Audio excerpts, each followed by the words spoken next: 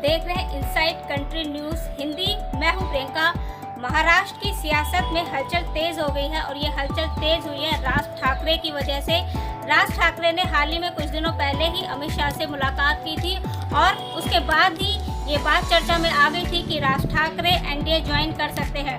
आपको बता दें कि महाराष्ट्र में 48 सीटें हैं लोकसभा चुनाव को लेकर और इन 48 सीटों में बीजेपी ने पहले से ही 20 सीटों पर अपने चुनाव लड़ने की बात कह दी है, तो वहीं एकनाथ शिंदे ने भी 18 सीटों की मांग की है बीजेपी से। अब अगर राज ठाकरे बीजेपी ज्वाइन कर देते हैं और एनडीए का घटक दल बन जाते हैं तो उसके बाद बीजेपी को क्या लाभ होगा, ये समझना आपके लिए बहुत जरूरी है। राजनाथ ठाकरे एक ऐसे नेता हैं जो काफी तेज तर्रार की छवि के तौर पर माने जाते हैं और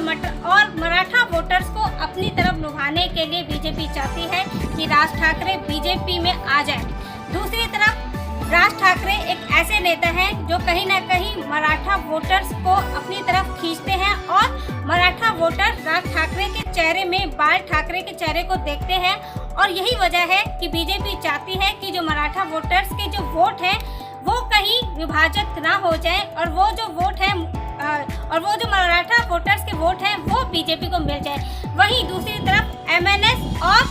बीजेपी दोनों ही हिंदुत्व विचारधारा को मानती है और कुछ दिन पहले ही जब हनुमान चालीसा को लेकर राज ठाकरे के बयान सामने आए थे उनसे उनकी हिंदुत्व छवि जो है सबके सामने आई थी और उसके बाद से ही कहीं ना कहीं बीजेपी भी ये चाहती है कि जो हिंदू वोटर्स हैं वो कहीं भटके नहीं और राज ठाकरे कहीं अलग से पार्टी बनाकर दूसरी तरफ कहीं और न जाकर सीधा बीजेपी ज्वाइन करें और बीजेपी को जो लोकसभा के चुनाव 2024 में होने जा रहे हैं उससे उनको लाभ मिले।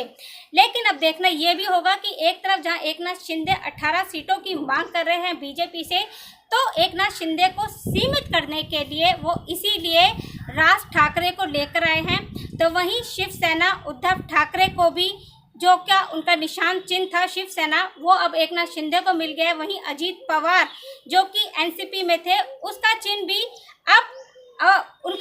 अब एनसीपी को मिल चुका है और अजीत पवार भी अब एकनाथ शिंदे के साथ मिलकर बीजेपी में ज्वाइन कर चुके हैं। तो अब देखना ये होगा कि एकनाथ शिंदे और एनसीपी में अजीत पवार की जो काट है, उद्धव ठाकरे की जो काट है, उसको लेकर राज ठाकरे को अब लेकर आ रहे हैं अमित शाह। और अगर ऐसा होता है राज ठाकरे बीजेपी ज्वाइन कर लेते हैं तो अब देखना ये होगा कि लोकसभा के चुनाव जो जल्दी होने वाले हैं जिनकी तारीखों का ऐलान भी हो गया है, क्या अगर राज ठाकरे बीजेपी ज्वाइन कर लेते हैं तो लोकसभा के चुनावों में बीजेपी को कितनी बढ़त होती है, ये तो जब चुनाव के रिजल्ट 4 जून को आएंगे उसके बाद ही देखा जाएगा। तो इसी तरह की तमाम खबरों को देखने और जानने के लिए आप जुड़े रहिए इनसाइड कंट्री न्यूज़ के साथ।